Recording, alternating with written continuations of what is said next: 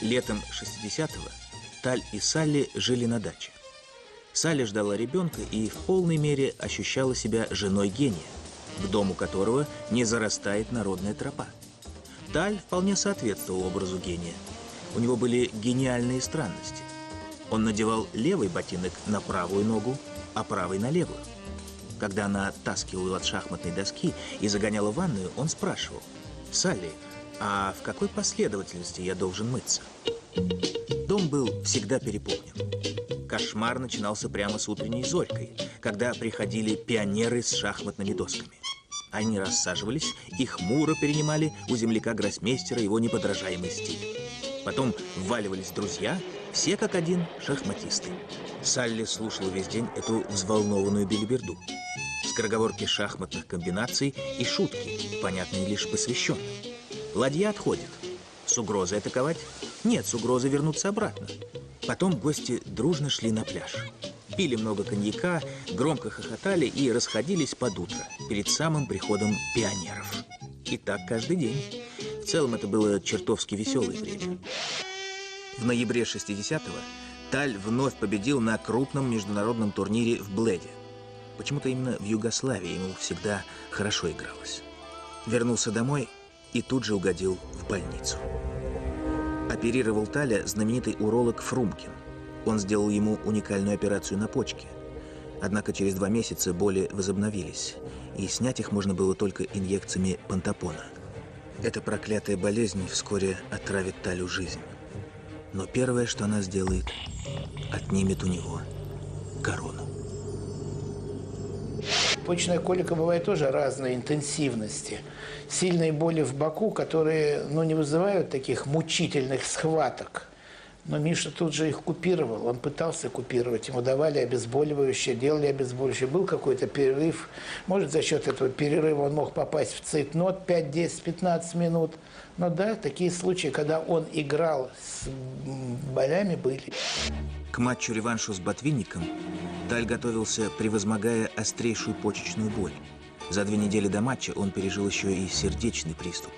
По настоянию рижских докторов Таль предложил противнику перенести матч, но Ботвинник потребовал справок, причем железных, заверенных солидными столичными медиками.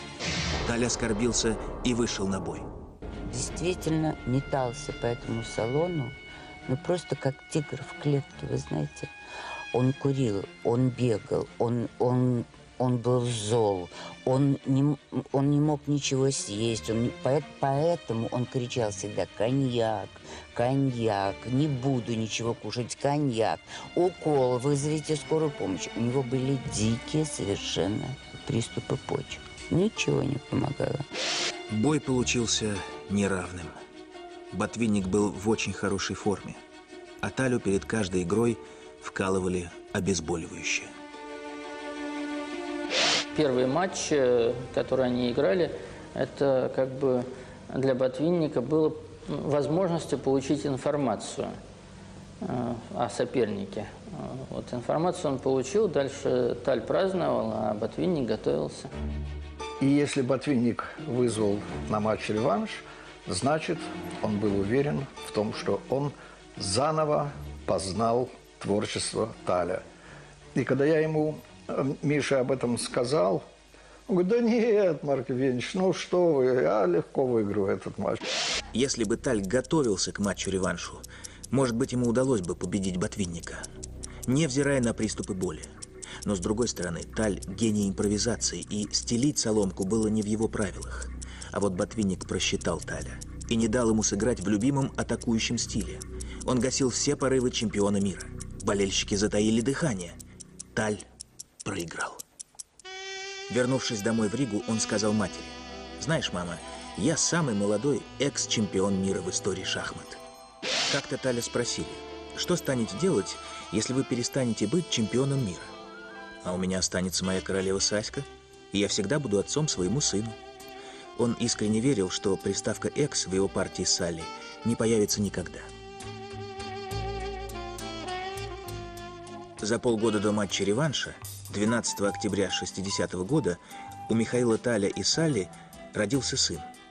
Мальчика назвали Гера. Таль придумывал сыну бесконечные шутливые прозвища. Гусеныш, гусь, булочка. Он с восхищением рассматривал сына со всех сторон и делал для себя все новые открытия. «Салли, смотри, у него настоящий нос. А губы?» Складывалось такое ощущение, что он никогда не видел маленьких детей. Впрочем, так, наверное, было на самом деле. Тогда он был по-настоящему счастлив. Очередной шахматный турнир. Таль делает ход и вдруг замечает, что в толпе зрителей появляется его рыжеволосая Салли с маленьким Герой на руках. Таль перескакивает через ограждение, мчится к жене и начинает целовать ее на глазах изумленной публики. «Что вы позволяете себе на людях?» – возмущается потом Ида Григорьевна. «Мамочка, на людях неудобно целовать чужую жену, а свою очень даже удобно». Гусеныш давно вырос. Теперь он живет в Израиле. Но часто приезжает в Антверпен к своей матери. Те воспоминания, которые остались и которые, можно сказать, согревают до сегодняшнего дня, это, например, как отец читает мне вслух. Я поехал на турнир из дому, а моему сыну к тому времени исполнилось 3 с лишним года, и он очень любил, когда я ему читал Корнея Ивановича Чуковского. И вот по совершенно непонятной ассоциации мне вдруг вспомнились слова: «Ох, нелегкая эта работа, из болота тащить бегемота». Я смотрел на доску, внимательно смотрел на доску, но перед глазами у меня было совершенно другое. Вот как из болота этого бегемота тащить? Бегемот в болоте находится. Ну, можно там веревочную лестницу спустить, можно его попытаться домкратом, можно как-то еще там снизу его выталкивать. В конце концов, эту партию мне удалось выиграть, но наибольшее удовольствие мне доставила фраза из газетного отчета там, на следующий день. После тщательного изучения всех возможностей Таль решился на жертву фигуры.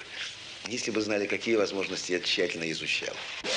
Если Таль надолго задумывался над доской, это вовсе не означало, что он ищет выигрышный ход. Он мог просто просчитывать красивую комбинацию. Именно красивую, неожиданную. Пусть даже некорректную.